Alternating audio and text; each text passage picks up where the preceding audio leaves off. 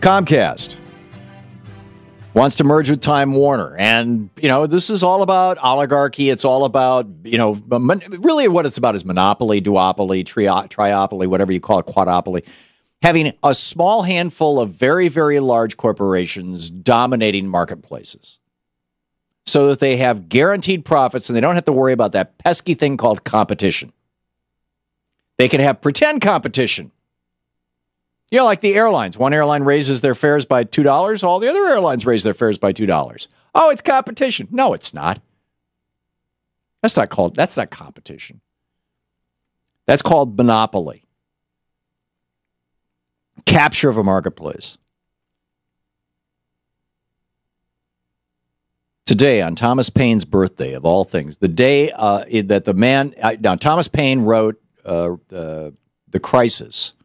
These are the times that try... Now, I'm doing this from memory, so it's probably wrong, but these are the times that try men's souls. The summer soldier and the sunshine patriot will now, no doubt, shrink from the service to his country, but tyranny, like hell, is not easily overcome. I think that's an abbreviated version of it. But anyhow, that Thomas Paine's The Crisis, and then Common Sense followed. Crisis was the first edition.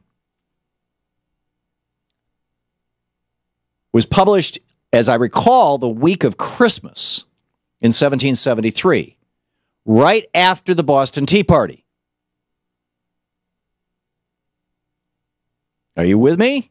This was the American battle against corporate England, the British East India Company. Now, if you want to force West Virginia school children to learn American history, fine. Teach them this.